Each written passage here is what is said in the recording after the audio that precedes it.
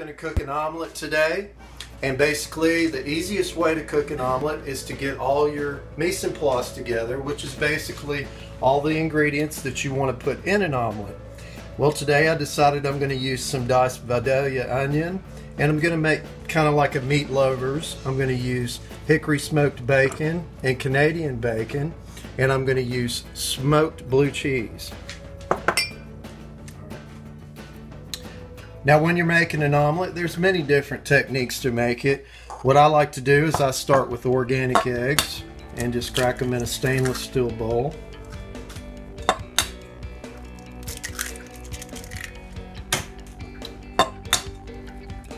I like to get my eggs almost to room temperature. It helps when you're whisking.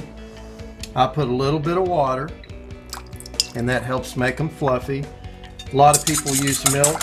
That's just not the way you do it unless you really like the taste of milk. It makes them heavier. Water makes them really fluffy. And I always like to put a little bit of acidity. You can put a dash of hot sauce, you can put some fresh lemon. Just about everything that leaves my kitchen has a hint of lemon or hot sauce. Or vinegar. You can use a little bit of vinegar.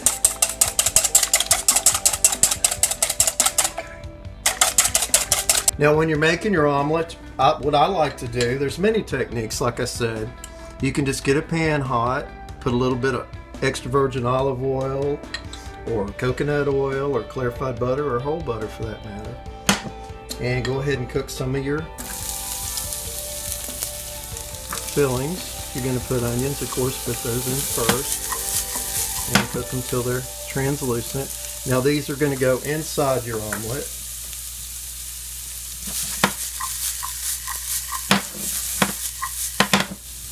And I'm going to put just a little bit of cracked black pepper and crushed red pepper. I season as I go with everything. I use kosher salt. Okay, we're going to use the Canadian bacon. Let's caramelize that a little bit. And let's put the hickory smoked bacon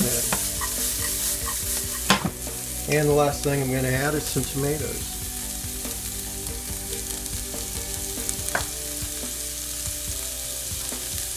When you go to make your omelet, get your pan kind of hot on a medium heat. And I use clarified butter. Sometimes I use extra virgin olive oil. And get your butter kind of hot. My eggs have been whisked till they're light and airy. You want to incorporate as much oxygen as you can into them to make it light and fluffy. Go ahead and put your eggs in the pan. And here's a trick that a lot of people don't know, and this is such a helpful trick. You take a rubber spatula, and once your egg starts to cook, you lift and pour. And we're going to let that cook here for a minute. As you can see, I've already got my filling cooked that I'm going to put on the inside. I guess that's the only way to do it. Okay.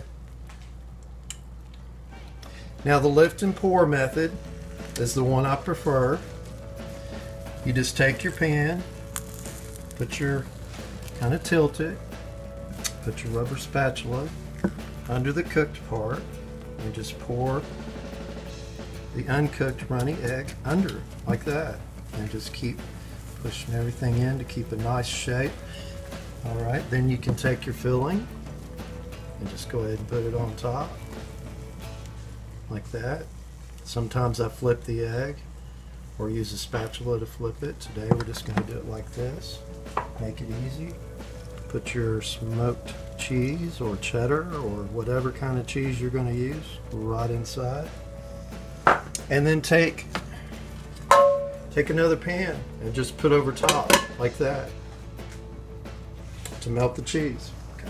Now, after you've melted your cheese and cook the rest of your egg, just lift the pan, and the rest of your egg and cheese is going to melt anyway in the residual cooking, and you can just fold it over like so, and then take your serving pan and just slide it right on the plate, and you have a beautiful omelet. Let's give it some nice color. Let's put some more homegrown tomatoes on top and chives. And you can put a little bit more cheese on there.